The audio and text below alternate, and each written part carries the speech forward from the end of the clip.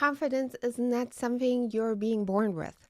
Confidence is something that is being built through evidence, through experience, and how you lead yourself through the day. And I figured that all of this Instagram kind of fluff is creating so much more pressure, even on the most ambitious and high achieving women. So here's what actually does work.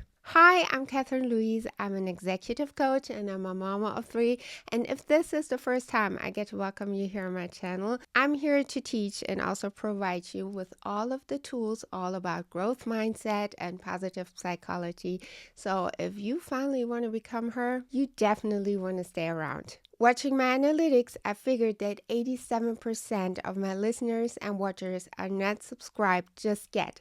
So if I may ask you for a favor, please make sure to subscribe. It's for free. It takes literally 2 to 3 seconds, and it would actually help my channel and podcast grow so much. So thank you in advance. By the way, if you're watching this on YouTube, you already know.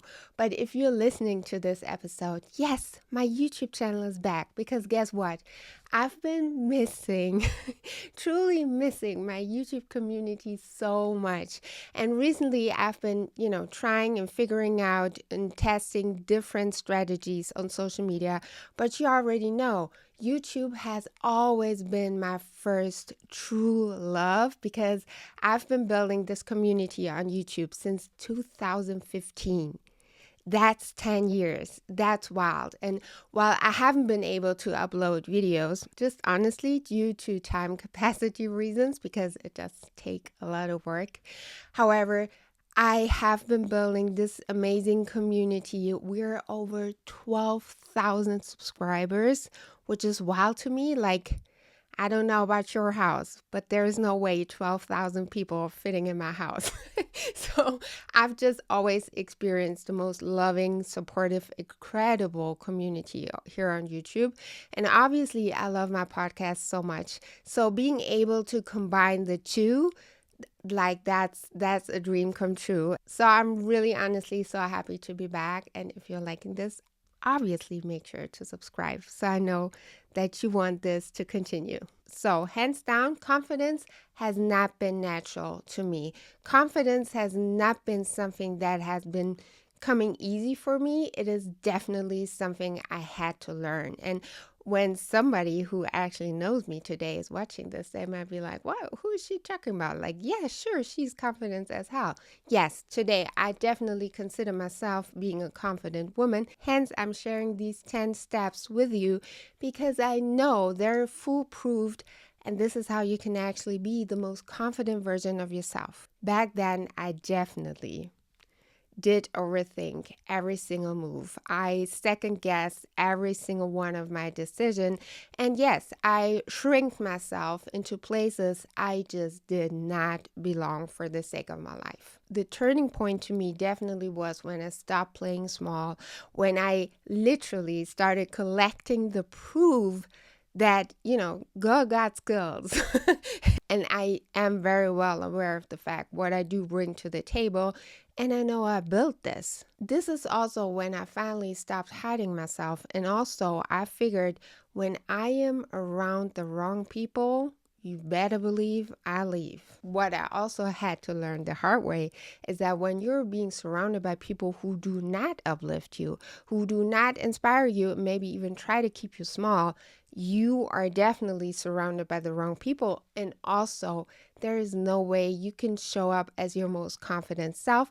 So that is something you might want to consider. And that is also what real confidence looks like.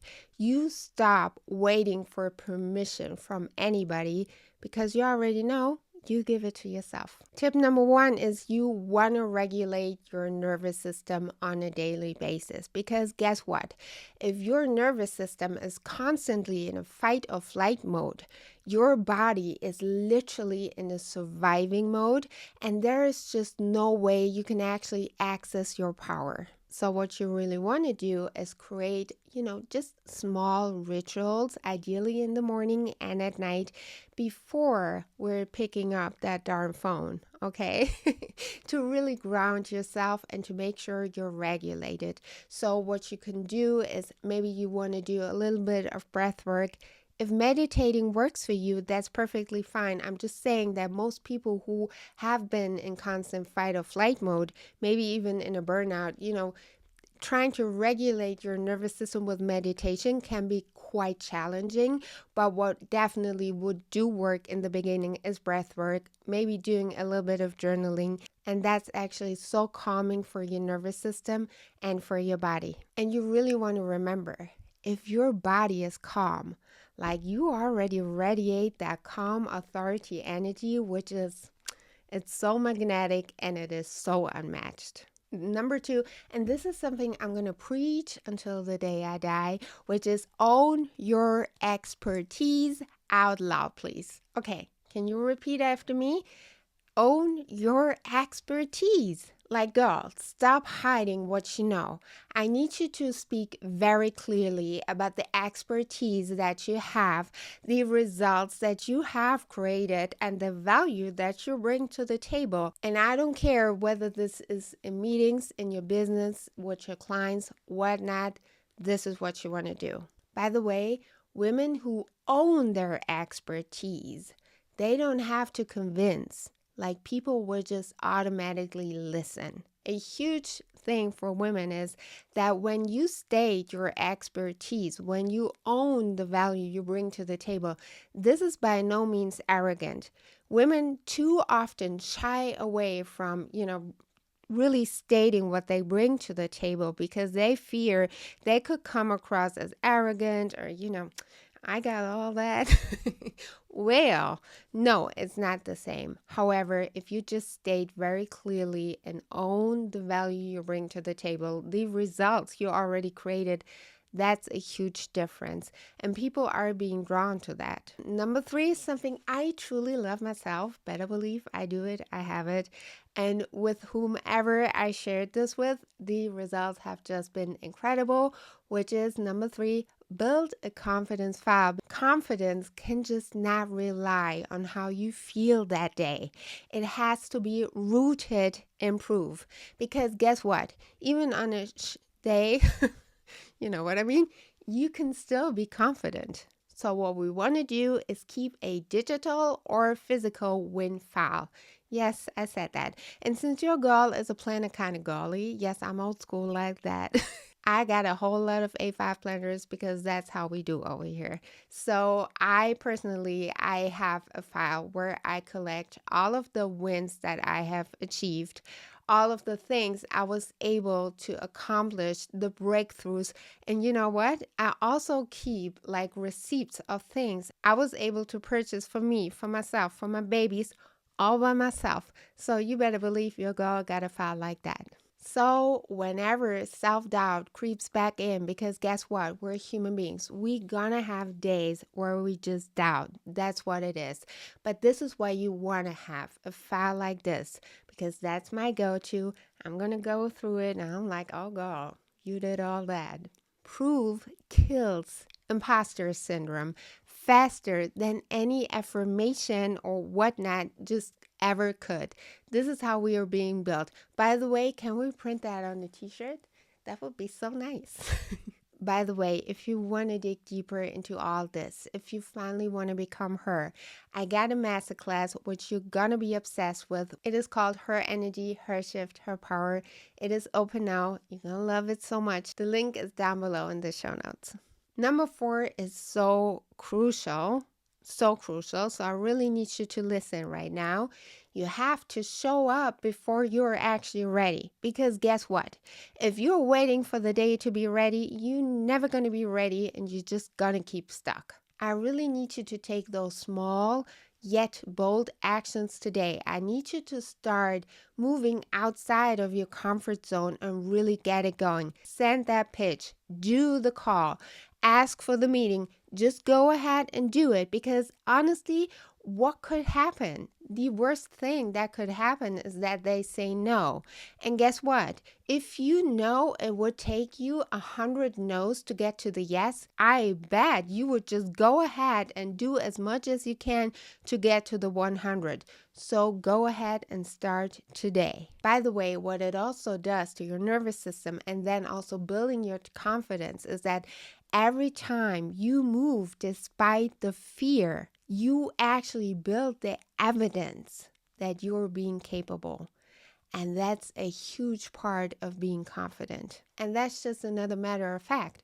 Confidence is being built by doing that thing and not by waiting to feel ready. Number 5, and I want to admit that must have been the biggest thing in my own confidence journey. And I've been talking about this in the beginning. You really want to curate your environment and your circle. Confidence is so deeply influenced by who and what surrounds you.